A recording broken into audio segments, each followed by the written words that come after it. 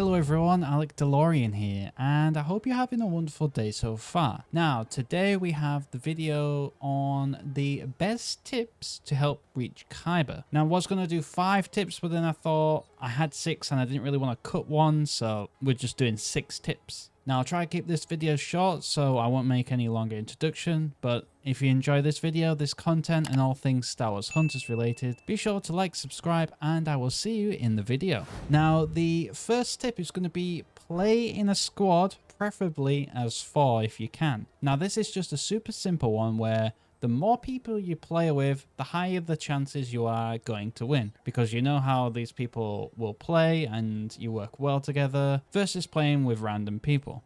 In this tip, it's more of also, you know that you're going to be playing with 3 other good people, whereas you might have a really good squad for solo queue, and then the next game you might just get absolute potatoes. So there's no consistency there for it to work long run. Whereas if you play with people, you know you're going to get that consistent level of gameplay and more likely win because of it. Now, the second one is a gameplay one, and this one is play for objectives, not kills. Now, I've seen so many times where they're playing dynamic control or power control, and there's maybe 3 people fighting for the objective, and there's one person off trying to kill this other person who's also trying to go for kills and power-ups or whatever. That's not the way to win, and that's why you won't rank up. So if you play the objective, so if you're on dynamic control, just go for dynamic control, and if you're a healer, heal the people. If you're a damage, go for the support, so you know what to do. Whereas with power control, it's also the sense of your team composition, because if you don't have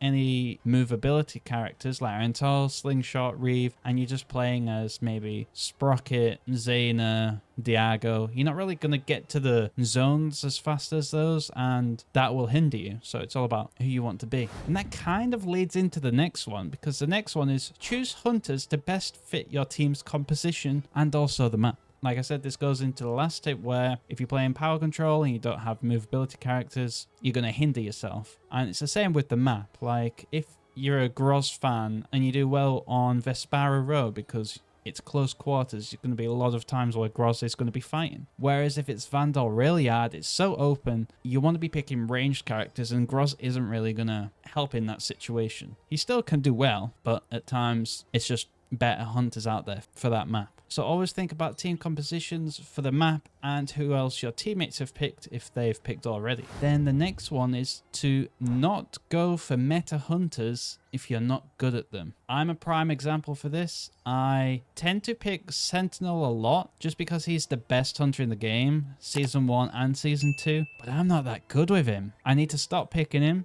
because I pick him and I could have had a teammate who is a really good Sentinel, but because I chose him, doesn't really matter. I should just pick someone else who I'm better with. Like, for example, Slingshot. I'm better with Slingshot, so using him on maybe dynamic control, it might be a better thing for me than using Sentinel. And then the next one is more of a hardware thing, where it's play on mobile rather than Switch for the 60 FPS. Now, for me, I can't play on Switch because I absolutely hate 30 FPS. If I'm not 60 FPS, it just, for a shooter game at least, it's just really hard for me to play. And with 60 FPS, you're going to be hitting more shots, which means you're going to be getting more kills, which means you're going to be winning more. So it's like a chain reaction. But if you don't have access to it on mobile, just continue playing on Switch. There's no harm on playing Switch. There's definitely better people than me on Switch, even though they have 30 FPS. But if you can, play mobile, play on an iPad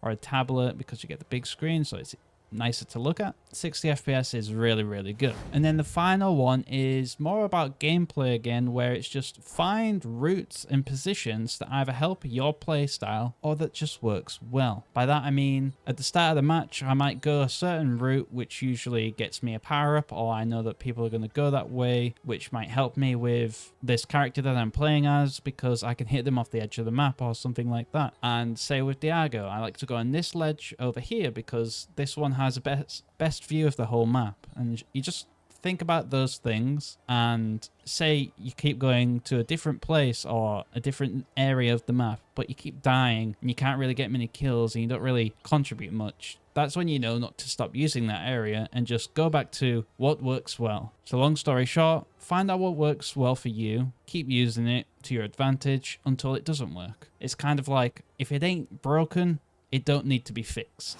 But there you go. That is 6 tips. I think that's six tips to help you reach Kyber. I hope they were helpful. I hope you'll take some of this away. I think my most important tips are the team compositions and the map. Choose what your teammates would benefit from. Like, for example, if there is a Sentinel on your team, pick a Sprocket because you can just buddy up with Sentinel. But I won't keep you any longer because I don't want to make this video super long. So if you enjoyed this content, this video, and all things Star Wars Hunters related, be sure to like, subscribe, and I will see you in the next video.